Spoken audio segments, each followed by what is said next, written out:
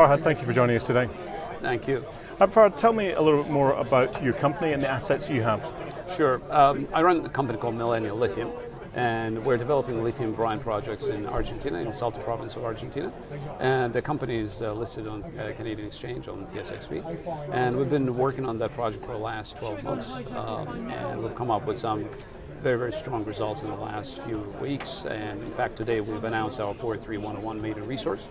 And it looks like it's going to be one of the large brine projects going forward. So what are the next stages for you with regards to milestones for the next 6 to 12 months? Sure. Look, in the last couple of months we've had really great milestones.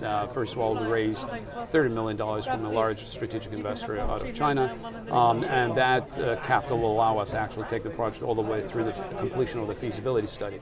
Today we came up 43101 results. Those are initial results, but the very large M&I, like measured and indicated resource, about 2.1 million tons. On top of it, we got an additional 830,000 tons of inferred resource.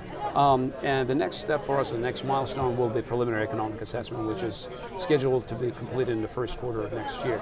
And then once the PA is out and the results are positive, then we'll go into the feasibility study. There's a lot of talk about the lithium market at the present time. What's your take on it?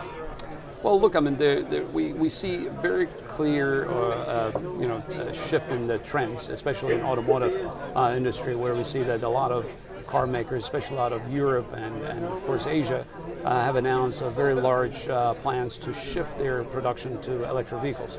So that is one of the major drivers behind this lithium demand. And we think that this is really a multi-year, almost generational trend shift. And we think that it is here to stay. Obviously, we don't know at what point we're going to have an inflection point. At this point, as you know, in most Western countries, a penetration rate is extremely small, except for Norway. But going forward, we think that's going to really increase. Hence, there's this tremendous demand for lithium. And you see a lot of development companies worldwide, mostly out of South America and Australia. So our task here, our objective, is to take advantage of this demand and build a low-cost operation in Argentina.